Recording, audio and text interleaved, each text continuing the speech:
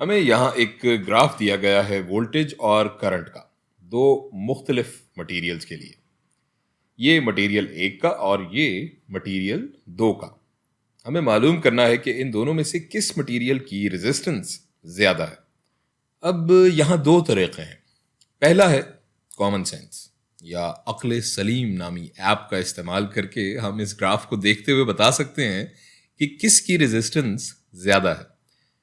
Video pause करके इस तरीके के ज़रिए आप अपना जवाब मालूम करके अपने पास रख लें अभी, और आखिर में आप देख सकते हैं कि क्या आपका जवाब वही था जो कि हमने दूसरे तरीके से मालूम किया। तो दूसरा तरीका यह है कि हम वोल्टेज या करंट में से किसी एक की कदर ग्राफ पे मार्क कर लेते हैं और उस मकाम पर दूसरी मकदार की कदर देखकर हम बता सकते हैं कि किस मटेरियल की रेजिस्टेंस ज़्यादा होगी।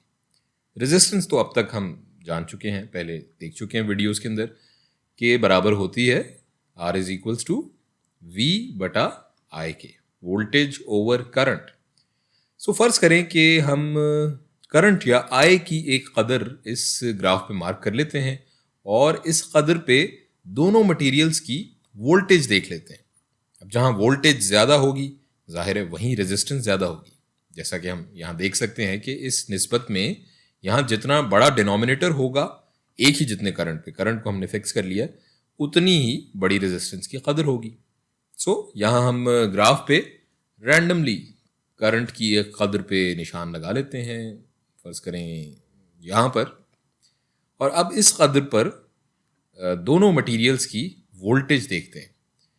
मटेरियल नंबर एक की वोल्टेज इस करंट पे कुछ यहाँ बनती हुई नज़र आ रही है हमें, और अब मटेरियल नंबर दो की वोल्टेज देख लेते हैं। मटेरियल नंबर दो की वोल्टेज इसी करंट की कदर पे, इसी वैल्यू पे करंट की, वो होगी कुछ यहाँ पर।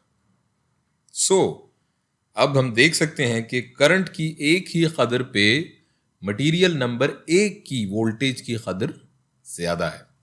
इस हिसाब से इसकी रेजिस्टेंस भी ज़्यादा होगी।